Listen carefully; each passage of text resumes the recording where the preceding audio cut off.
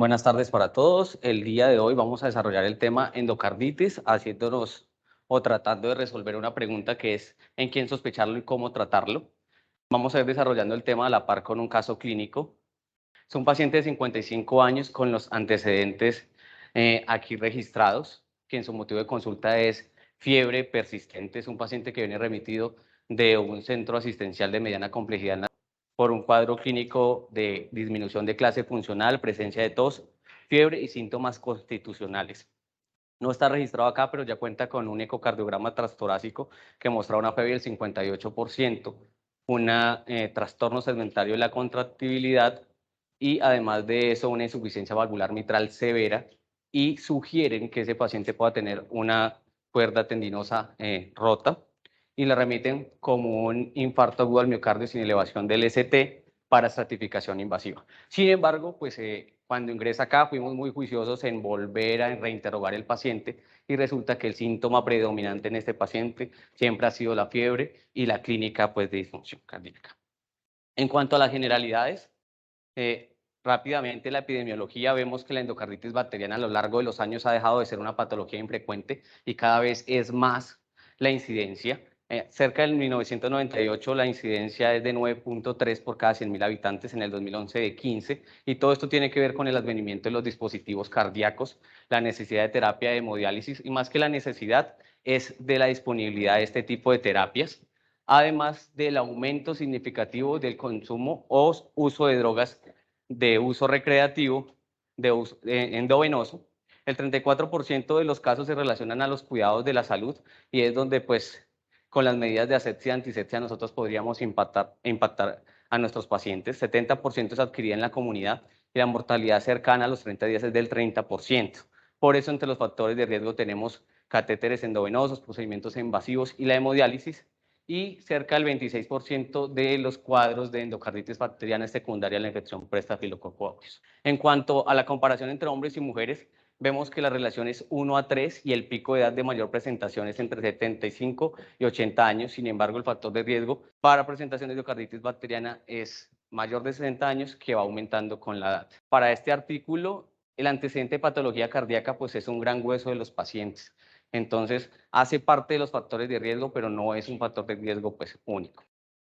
En cuanto a la fisiopatología, vemos que hace referencia al proceso infeccioso inflamatorio de la capa más interna del corazón, el endocardio, pero que afecta con mayor regularidad las válvulas cardíacas. Estas válvulas pueden ser nativas o protésicas y en un mayor porcentaje las válvulas que se ven más afectadas son las de las cámaras cardíacas izquierdas, siendo primero la mitral, seguida de la aorta. Entonces vemos que hay una erosión en el endotelio, ahí se forma un microtombo estéril y en presencia de bacteremia, entonces estos microorganismos colonizan y se adhieren a ese microtrombo, produciendo endocarditis bacteriana, una cascada de la respuesta inflamatoria sistémica, predominantemente por la infiltración de neutrófilos, lo que va a llevar a vegetaciones y posteriormente alteraciones y perforaciones de las válvulas. Con todo esto conlleva pues a que hayan fenómenos vasculares inmunológicos, que es lo que clínicamente nosotros vamos a evidenciar en nuestros pacientes. En cuanto a la clasificación, esto es muy importante saber, es la ubicación, saber si es una válvula nativa o protésica, si es en la cámara izquierdas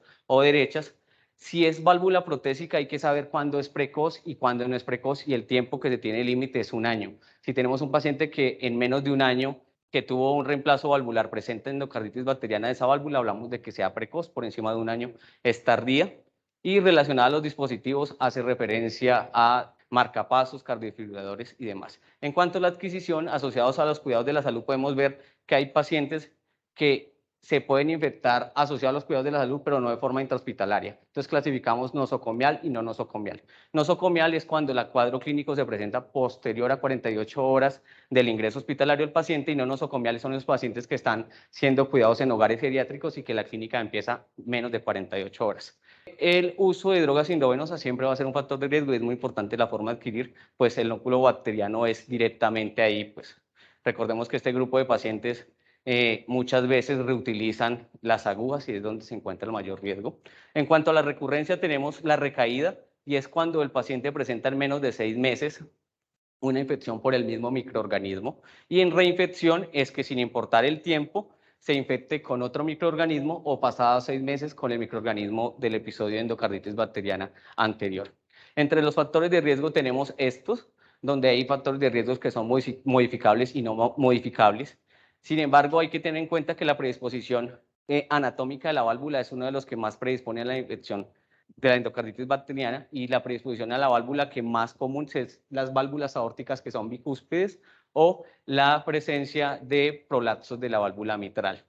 Infecciones en la piel, higiene oral y patología dental es muy importante, por eso los odontólogos la mayoría de veces juiciosamente hacen profilaxis antibiótica en pacientes que van a recibir tratamientos específicamente endodónticos y prostodónticos. Y esta parte que es muy importante, y es en cuanto al uso de los catéteres intravasculares, nosotros que lo hacemos de forma diaria, es tener conciencia de cuando un paciente realmente necesita o no un catéter central, por ejemplo, y en el caso tal que tenemos que tener mucho cuidado con las técnicas de asepsia y antisepsia, recordando pues el programa de bacteremia cero y demás. En cuanto a la etiología, esta es una base de datos quizás la más grande que se encuentra de endocarditis bacteriana, y es 58 hospitales en 25 países, donde se buscaba hacer un estudio descriptivo prospectivo para poder evaluar cuáles eran las características clínicas en la etiología y los resultados que tenían los pacientes con endocarditis bacteriana.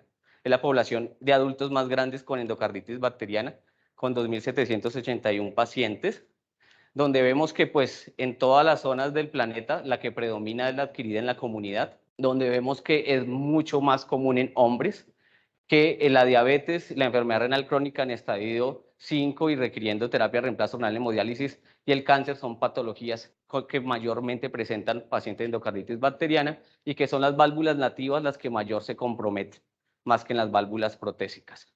Y en cuanto a las predisposiciones o factores de riesgo, entonces tenemos pacientes que han tenido procedimientos invasivos en menos de 60 días, ahí incluyen los catéteres venosos, y la predisposición nativa de las válvulas nativas. Okay. En cuanto a los hallazgos clínicos, encontramos que lo que más se representa, lo que más los pacientes tienen es fiebre en el 96% de los casos, seguido de un nuevo soplo en 48% de los pacientes. Sin embargo, cada vez vemos que en los servicios de urgencias ocultamos menos a los pacientes. Entonces, digamos que si no hacemos un buen examen físico cardíaco con una adecuada auscultación, pues podríamos pasar uno de los síntomas que son más patognomónicos de esta patología. Y en cuanto a los paraclínicos, la mayoría de estos pacientes tenían elevación de reactantes de fase aguda, dado por PCR y BCG elevada.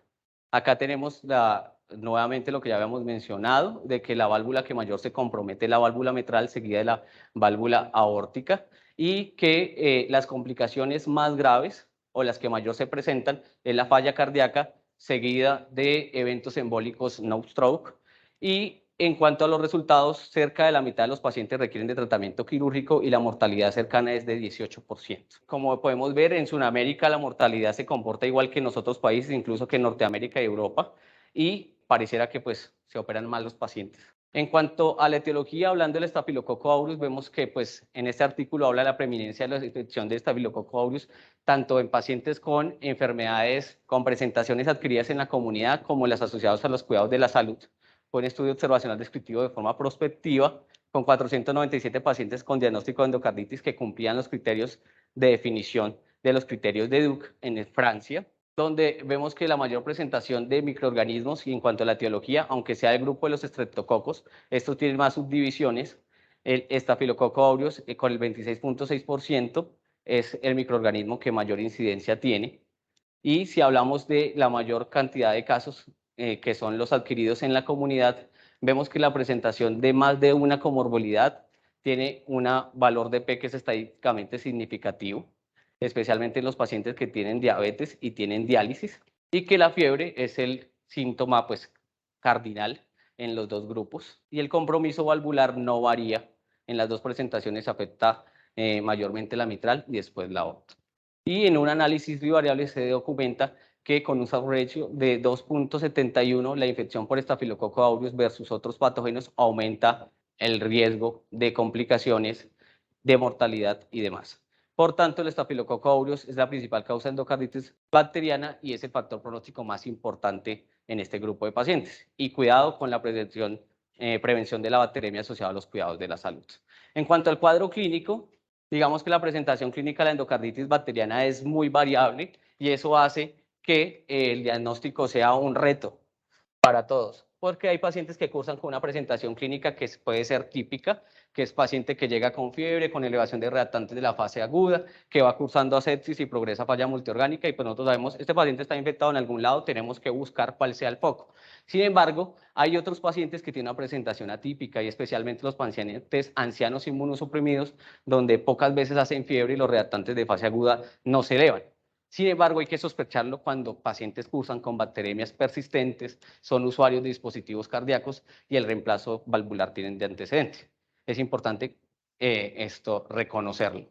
Además de eso, no todos los pacientes llegan con fiebre y con un nuevo soplo. Hay pacientes que llegan con la clínica de la complicación y son pacientes que llegan con falla cardíaca de nuevo o llegan en un código ACV y documentamos que pues es un émbolo séptico y demás, entonces hay que ponerle mucho cuidado a esto. La presentación típica son infecciones agudas, menos de 2 semanas. Las infecciones atípicas son subagudas entre 2 semanas y 6 semanas y crónicas más de 6 semanas, hay que tenerlo en cuenta.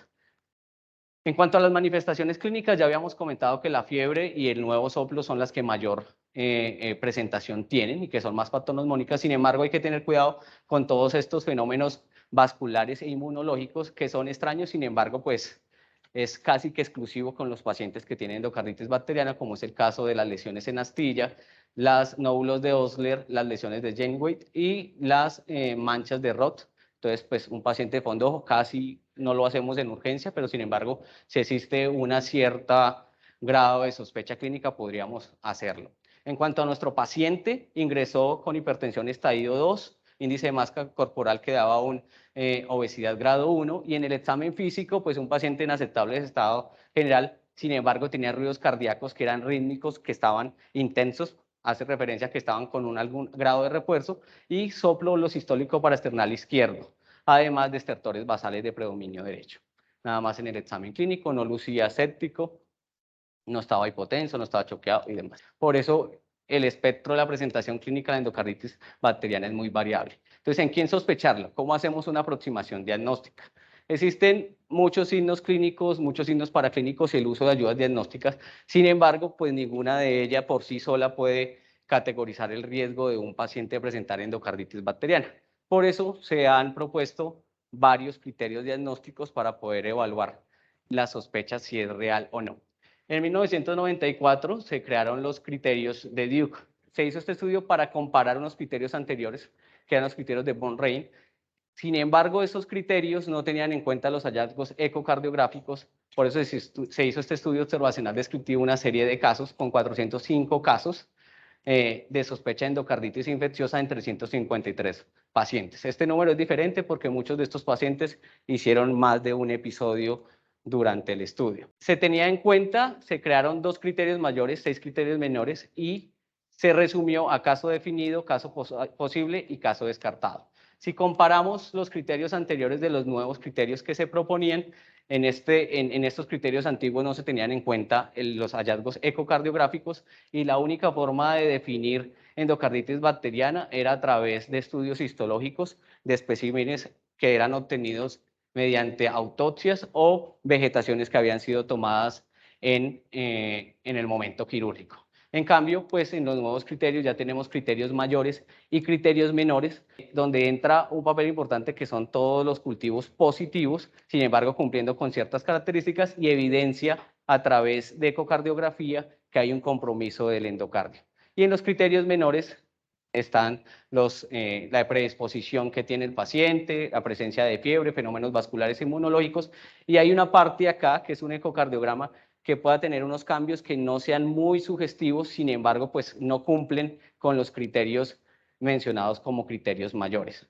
Es una de las limitaciones de estos criterios. Cuando se hizo el análisis, se pudo considerar que uno podría definir la endocarditis infecciosa por criterios pues patológicos, ya sea por documentar a través de cultivos de las vegetaciones positivo del microorganismo o por diagnóstico histológico. Sin embargo, la importancia de criterios clínicos era que podíamos hacer la definición de un paciente con endocarditis bacteriana solo analizando los hallazgos ecocardiográficos y clínicos. Cuando cumplía 2 criterios mayores o tuviera un criterio mayor más 3 menores o 5 menores, tenía diagnóstico clínico de endocarditis bacteriana. Esto nos permite hacer un diagnóstico de forma precoz, una sensibilidad elevada, especificidad elevada, y además de eso poder iniciar el tratamiento antibiótico y pues presumir que si el paciente requiere manejo quirúrgico se puede hacer de forma temprana. Solo 69 casos de los 300 fueron confirmados patológicamente y el 80% de estos fueron confirmados con los criterios de Duke y solo el 56% con los criterios antiguos, lo que le da una sensibilidad alta. Además de eso, uno de los objetivos del estudio era disminuir el techo diagnóstico, es decir, que más pacientes pudieran caber pues, en la posibilidad diagnóstica. Por eso vemos que entre los 366 casos probables, solo el 21% fueron descartados por los criterios antiguos y el 40% fueron considerados como casos definidos. Entonces uno dice acá, si uno compara, acá se diagnosticaron más, pero sin embargo se pusieron en sospecha diagnóstica más casos. Eso quiere decir que muchos más pacientes adquirieron más estudios y pudieron ser tratados de forma oportuna. La misma facultad de medicina, años seguidos, consideraron que pues tocaba modificar esos criterios y son los que conocemos hasta la fecha de hoy, que son los criterios modificados de Duke.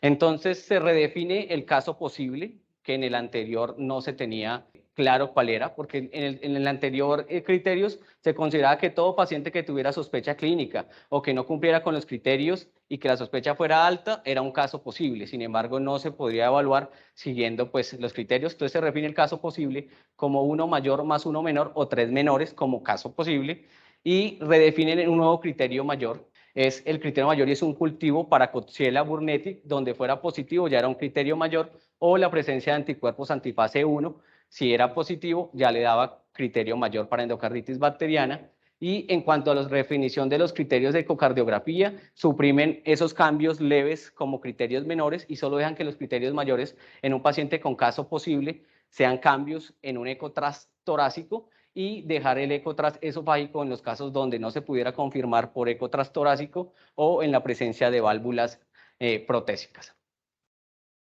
Y pues se define acá lo que yo les contaba, el caso posible, un criterio mayor más 1 menor o 3 menores. Eso permite pues que tengamos un espectro de mayor cantidad de pacientes con sospecha de endocarditis bacteriana.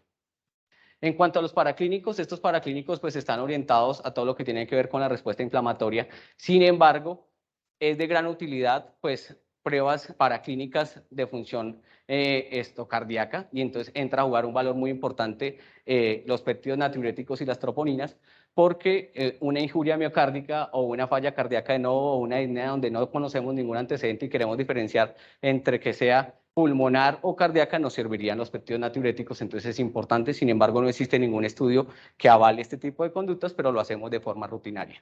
Es importante que todo paciente debe tener hemocultivos seriados y que el diagnóstico, el gol estándar es histológico.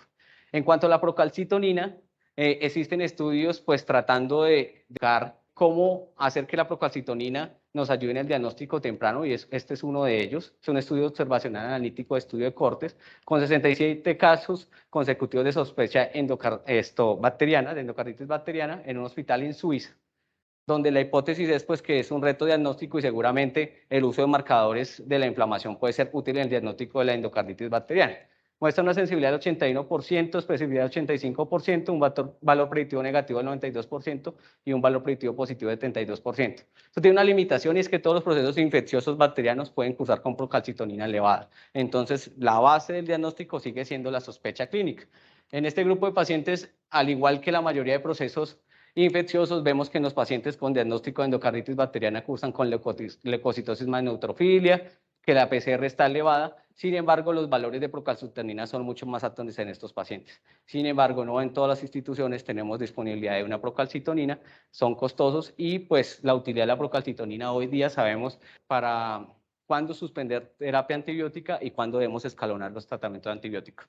Entonces, de forma rutinaria, procalcitonina en el diagnóstico de endocarditis bacteriana no va. Acá vemos pues Todos los pacientes que no tenían endocarditis bacteriana, pues por supuesto los niveles de procalcitonía iban a estar bajos en comparación con los que sí tenían, y vemos la comparación en que entre más altos sean los niveles de procalcitonina, mayor sensibilidad y especificidad tienen frente a la proteína C reactiva. En cuanto al diagnóstico microbiológico, que hace parte pues de la piedra angular, nos va a permitir pues tipificar el germen, evaluar la susceptibilidad antibiótica y la efectividad del tratamiento. Por eso se recomienda que todo paciente que tiene un tratamiento antibiótico para endocarditis bacteriana y tiene un hemocultivo positivo debe hacerse un hemocultivo de control a las 48 horas para poder saber cómo va el tratamiento antibiótico. Es importante saber que no hay necesidad de esperar al pico febril porque el paciente con endocarditis bacteriana la bacteremia es persistente. Entonces, en cualquier momento, solo con la sospecha clínica, se debe hemocultivar los pacientes y pues un solo hemocultivo positivo debe interpretarse con cautela, por tanto, tiene que hacerse hemocultivos seriados. Ojalá, igual que en sepsis, sea antes de la administración de antibiótico. Sin embargo, tenemos otros escenarios que es el paciente que tiene un hemocultivo negativo, ¿sí? Y son seguramente por bacterias o hongos que son atípicos, y además de eso, pues vamos a tener un diagnóstico diferencial que es la endocarditis marántica, que se relaciona pues con enfermedades reumatológicas y patologías alérgicas, especialmente en los pacientes que tienen bioprótesis, que pueden hacer la alergia a la prótesis. Entonces hay que tenerlo en cuenta, y el diagnóstico se hace más por serología, se hace más por reacciones de cadena polimerasa y debe ser un poco más específico. En cuanto a las guías de manejo de la endocarditis bacteriana, tenemos dos guías, la europea y la americana, que las dos son del 2015, y ante la sospecha, este es el algoritmo en cuanto al diagnóstico por microbiológico. Si tenemos un paciente con un hemocultivo positivo, ya tenemos el antibiograma y demás, podemos darle el tratamiento antibiótico. El problema es cuando el hemocultivo es negativo, que es cerca del 30% de las endocarditis bacterianas. Entonces buscamos serológicamente llegar al diagnóstico de los gérmenes atípicos que ya se conocen, y pues según los factores de riesgo que tenga el paciente, pues va a ser más fácil evaluarlo. Si bien estos son negativos y se hacen nuevos exámenes en busca de microorganismos más atípicos en sangre y siguen siendo negativos, hay que pensar o en la endocarditis marántica o en una reacción alérgica a la bioprótesis. En cuanto a las ayudas diagnósticas, tenemos que pues, las imágenes cardíacas son de elección. ¿Cuál? Tenemos pues un espectro grande, sin embargo, a lo largo de la historia, desde que se describe la endocarditis bacteriana y desde que se tiene disponibilidad de esta ayuda diagnóstica, el ecocardiograma ha mostrado mejor rendimiento frente a otras imágenes diagnósticas. Hay mayor disponibilidad hoy día, y pues esto permite que pues se pueda hacer a la cabecera del paciente y no haya necesidad de que el paciente se tenga que movilizar, como en el caso de la tomografía. Le otorga una sensibilidad del 50% para el eco transtorácico y 90% para el eco transesofágico. Evalúa pronóstico, el riesgo de embolización, y según los hallazgos se puede definir la terapia quirúrgica en esos pacientes. En cuanto a la tomografía, tiene ciertas ventajas y tiene una eficiencia similar. Requiere variables hemodinámicas que podría ser una desventaja. Tiene mayor rendimiento en pacientes que tienen válvulas mecánicas, y esto es producto del efecto que tienen las válvulas mecánicas en la ultrasonografía, y es la sombra acústica, y pues nos aumentamos el riesgo a la alergia a los medios de contraste y la exposición a radiación iónica. Y es importante que una mayor ventaja que tiene la tomografía es que permite una valoración de la circulación coronaria. Entonces, en la planeación quirúrgica de un paciente con endocarditis bacteriana podría ser útil. La resonancia magnética, pues ya sabemos que tiene un mayor costo, menos disponibilidad, y lo que ayuda es evaluar si tienen relación los eventos embólicos, y pues este está afectado por la presencia de dispositivos cardíacos. Acá hablamos un poco de la sensibilidad del eco transesofágico, que alcanza una sensibilidad del 90 al 100% y una especificidad cerca al 100%. Existen unas indicaciones en particular. Sin embargo, todo paciente con sospecha clínica de inicio debe tener un eco torácico. Sin embargo, en la ecografía a la cabecera del paciente que hacemos diariamente, el focus, podemos ver algunas lesiones que sean sugestivas. Sin embargo, es importante siempre tener un eco formal. Sin embargo, uno podría, si la vegetación es muy grande, podría uno recomendar de entrada el eco transesofágico. Sin embargo, es importante saber quién hace esa ecografía, ¿no? Porque requiere de mayor experiencia y pues de un buen entrenamiento. Es operador dependiente. No existe ningún estudio con focus para endocarditis bacteriana, sin embargo, pues está con los hallazgos. En cuanto a el valor diagnóstico que tiene la ecografía, pues ya se conoce desde hace mucho tiempo, y con base a este artículo es donde se toma la decisión de incluirlo en los criterios de Duke, este artículo de 1996, publicado en Circulation, y es que si todos los pacientes van a terminar con un eco transesofágico, pues ¿por qué no lo hacemos de entrada, cierto? Sin embargo, lo que le da la posibilidad o la probabilidad intermedia diagnóstica son hallazgos sugestivos en el eco transtorácico. Esta es la tabla de características clínicas del paciente, donde pues lo que hemos venido evaluando durante toda la charla, y es que predominan hombres, que hay pues los síntomas más cardinales en los pacientes con sospecha alta, pues es la fiebre, y una fiebre que no tiene un foco claro, la presencia de nuevos soplos, de falla cardíaca de novo, la presencia de eventos embólicos y de eventos embólicos mayores, es lo que favorece pues a pensar en la alta probabilidad. Sin embargo, cuando evaluamos cuál es el rendimiento diagnóstico que tienen las dos técnicas de ecocardiografía, vemos que cuando se evalúan las vegetaciones, la concordancia en las dos pruebas son casi que similares. Sin embargo, todo paciente con ecocardiograma transtorácico que sea sospechoso de endocarditis bacteriana va a requerir de un ecocardiograma transesofágico para hacer confirmación diagnóstica. En cuanto a esta tabla, es importante ver que en el paciente con alta probabilidad los hallazgos son más visibles en este estudio en los pacientes a que les hace eco transesofágico. Por eso, entre las conclusiones está que no de forma rutinaria hasta que los pacientes con probabilidad baja se le haga un ecocardiograma transtorácico, que debe ser pues diseñado la estrategia diagnóstica para los pacientes con probabilidad intermedia, y que el uso del eco transesofágico debe ser para pacientes donde el eco transtorácico no es confirmatorio, pero que persiste con sospecha clínica y la probabilidad es intermedia, y además en los pacientes con válvulas protésicas. Las limitaciones es que pues estas pruebas de rendimiento diagnóstico no se compararon con el gold estándar del diagnóstico de la endocarditis bacteriana, que es el diagnóstico histológico. Entonces se presume que la probabilidad pues fue por evidencia clínica y de laboratorio. Entonces digamos que son estudios con muchas limitaciones. Y este estudio, un poco más reciente, del 2018, un estudio observacional analítico de cohortes, busca comparar el eco transesofágico y la tomografía en el diagnóstico de posibles vegetaciones o complicaciones intracardíacas de la endocarditis bacteriana. Esto es un poco de las tablas de las características clínicas de los pacientes, que no varían mucho. Sin embargo, en este estudio la mayoría de cultivos positivos fueron por estreptococo y no por estafilococos. Sin embargo, la válvula que más se lesionó fue la mitral, y la lesión valvular predominante fue la insuficiencia mitral. Entonces, se hicieron estudios para evaluar y comparar en cuanto a la presencia de vegetaciones, cuáles de las dos tenían mejor rendimiento.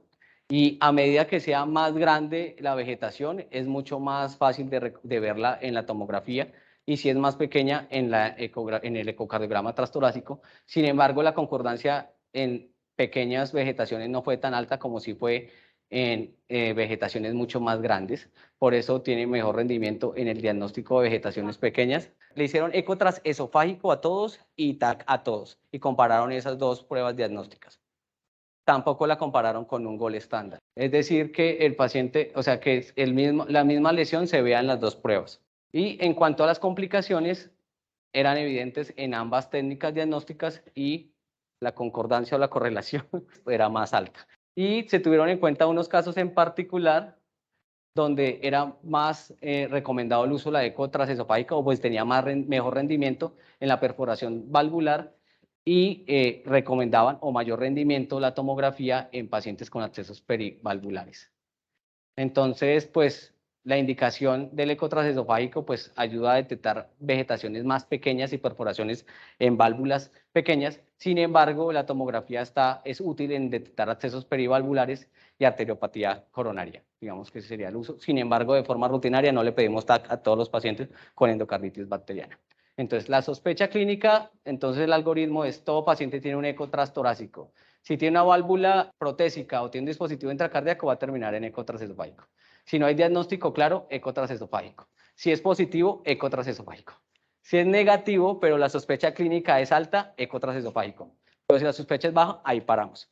Sin embargo, puede ser que mi paciente con sospecha clínica alta tenga un eco transesofágico negativo.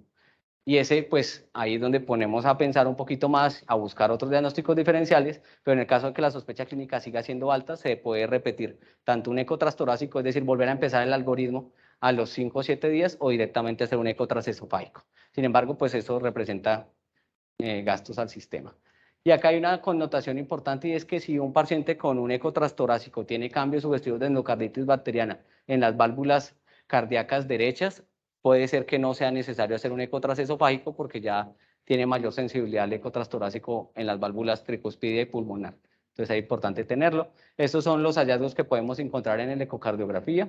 Y en cuanto a nuestro paciente, vemos que pues, estos son los laboratorios de ingreso. Tiene un hemograma pues, que no tiene leucocistosis ni neutrofilia, sí tiene un síndrome anémico, una troponina en 378, que pues por eso la presunción diagnóstica que pudiera estar cursando con un síndrome coronario agudo desde el sitio de remisión, pero pareciera que fuera más una injuria miocárdica. Acá vemos pues que el electrocardiograma pues no nos muestra cambios muy grandes pues de que nos estuvieran hablando de alguna patología en particular. Esta es la plaquita de toras, donde vemos en el receso posterior vemos un derrame pleural pequeño y unos infiltrados reticulares difusos. Espero que me abran las imágenes para mostrarles el eco, donde vemos en la valva anterior de la válvula mitral, vemos una vegetación, pues en la lectura oficial dice que es más o menos entre 14 y 15 milímetros. Y acá tenemos esta ventana donde podemos ver la aórtica tricúspide con la valva coronaria izquierda, donde vemos una vegetación un poquito más pequeña de 10 milímetros. Y en este Doppler vemos las mismas vegetaciones y vemos la insuficiencia valvular mitral severa. En cuanto al plan terapéutico, una de las preguntas es cómo tratarlos.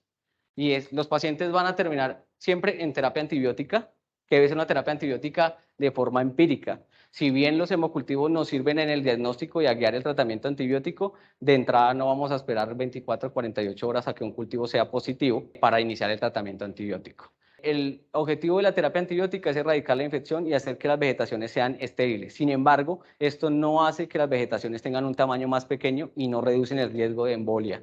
Entonces es importante saber que pues acá estamos tratando la infección como tal y la respuesta inflamatoria, pero las complicaciones mecánicas suscitadas de la endocarditis bacteriana siguen estando presentes. Hay que tener en cuenta tres factores y es uno, los factores de virulencia que tiene el microorganismo, el estado pues basal del paciente, si un estado de inmunosupresión o estado nutricional, y las características pues de la farmacodinamia y la farmacocinética que tenga el medicamento.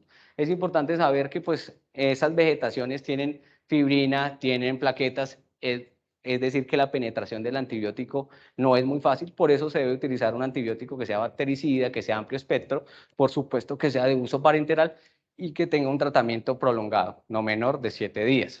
Normalmente estos pacientes llevan tratamiento antibiótico cerca de 2 semanas y más. Hay que tener en cuenta el efecto inóculo, especialmente en los betalactámicos, en los glucopéptidos y los lipopéptidos como el inesolit y la aptomicina. Hay que tener en cuenta el patrón de resistencia bacteriana, sin embargo no es una patología tan común como la neumonía para poder saber, sin embargo en nuestro medio sabemos que hay alto riesgo de estafilococo aureus meticilino resistente, evaluar la sinergia que tiene la terapia antibiótica combinada y que pues el tratamiento antibiótico sea cerca de 2 semanas. Normalmente acá tratamos la endocarditis bacteriana con vancomicina más ceftriaxona o cefepime. Acá vemos la etiología en cuanto a los microorganismos dependiendo de los factores de riesgo que tiene el paciente, donde el común denominador es la presencia de estafilococo aureus, por eso tenemos que tener un cubrimiento claro del estafilococo aureus. En muy pocas oportunidades vemos infecciones por hongos, casi que exclusivo para los pacientes que usan drogas endovenosas, dispositivos cardíacos y los pacientes que tienen trasplante de órganos sólidos. En cuanto al manejo quirúrgico temprano, eso también pues, hace parte de los retos que tenemos los especialistas, los médicos que trabajamos en urgencias, y es porque tenemos que evaluar ese riesgo de si el paciente necesita ser operado o no. Esto es un paciente que necesita un manejo multidisciplinario, cardiólogo, internista, infectólogo y cirujano cardiovascular. Entonces tenemos que tener claro cuándo llamamos al cirujano cardiovascular o cuándo esperamos a que pues le hagan el ecocardiograma, que lo estratifiquen y demás.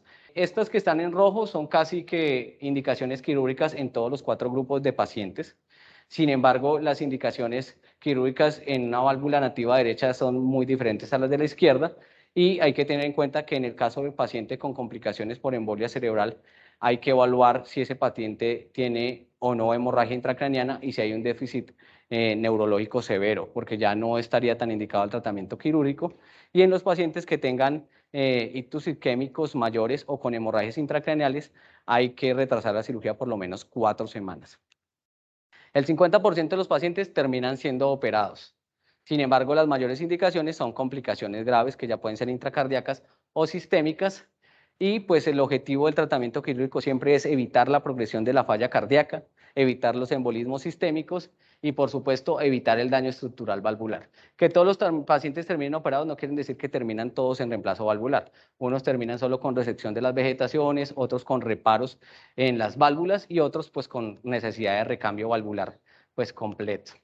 En cuanto a otras medidas terapéuticas, hablar de la anticoagulación y la antiagregación en este tipo de pacientes siempre ha sido un tema controversial y no existen muchos estudios acerca de ellos. Sin embargo, el uso de la anticoagulación en pacientes con válvulas mecánicas es controvertido, más que en todos los casos, porque ya de por sí el riesgo cardioembólico es mucho más alto en ellos.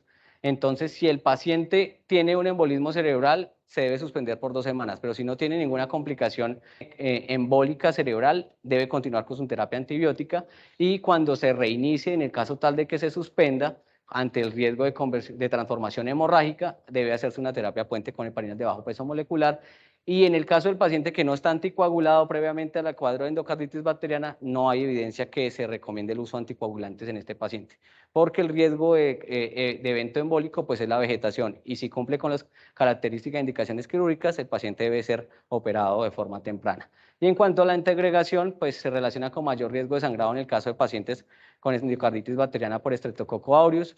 No se recomienda pues el uso rutinario, y los pacientes que ya vienen utilizando el antiagregante y tienen una indicación clara, deben continuar en el caso de que no presenten complicaciones hemorrágicas.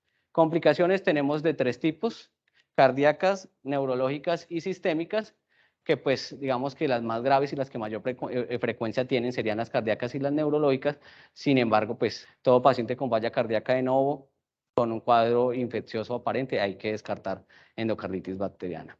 En cuanto al riesgo de embolización, está este estudio, es un estudio observacional anticoprospectivo que es multicéntrico con 348 casos que se definen por los criterios de Duke.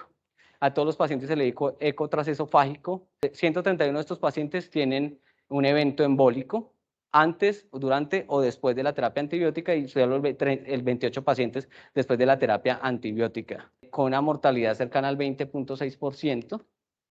Y vemos que pues el microorganismo que mayor se relaciona con el riesgo de eventos embólicos es el Streptococcus bovis y el Staphylococcus aureus.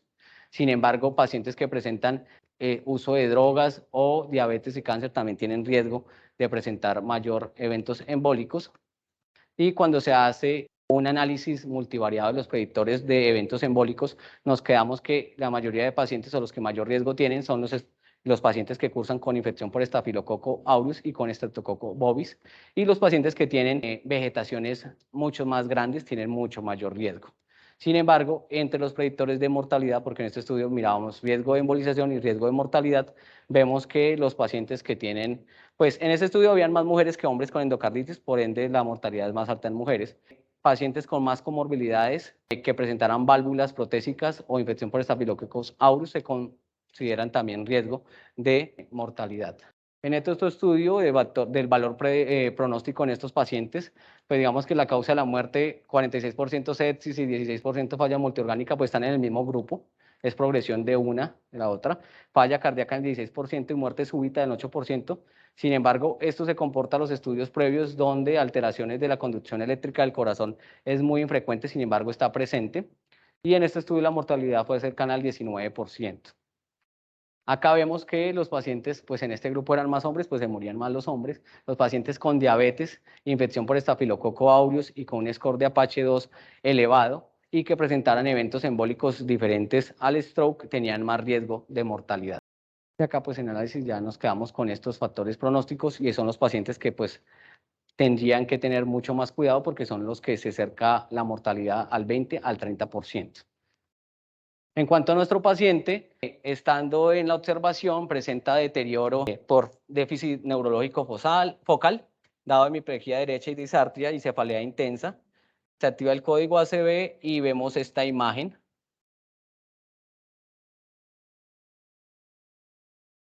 Nuestro paciente lastimosamente tiene un evento cardioembólico con transformación hemorrágica que progresa rápidamente a hipertensión endocraniana y muerte encefálica. Y un paciente pues que ingresó en aceptables condiciones generales con un diagnóstico desde el inicio sospechoso. Sin embargo, si hablábamos de los valores pronósticos de mortalidad, el paciente no tenía ninguno de ellos. El hemocultivo que creció fue Streptococcus galacticus, no era diabético, solo era hipertenso. Sin embargo, pues presentó la complicación quizás más grave, que se puede presentar en endocarditis bacteriana. Y en cuanto a las conclusiones para llevar a casa, pues tenemos que la presentación clínica de la endocarditis bacteriana es muy variable, que puede tener un curso típico o atípico y que siempre está asociado o a complicaciones a un estado de sepsis. El diagnóstico constituye un reto y hay que tener en cuenta la clínica, los laboratorios y esencialmente el estudio microbiológico. El ecocardiograma pues hace parte de la piedra angular del diagnóstico y que la mayoría o pues el gol estándar en el diagnóstico es el estudio histológico y hemos visto en el servicio de cardiología y de cirugía cardiovascular que las vegetaciones en la mayoría de las veces cuando se resecan en forma quirúrgica no son llevadas a patología y nos quedamos, pues se presume que por si tiene una vegetación y que el ecocardiograma es altamente sugestivo de endocarditis bacteriana, nos quedamos con eso. En cuanto al manejo, pues la base del tratamiento es un antibiótico de amplio espectro y pues saber cuándo hay que operar a ese paciente de forma temprana y las complicaciones tienen una alta incidencia en pacientes con endocarditis y representa una carga alta de morbimortalidad.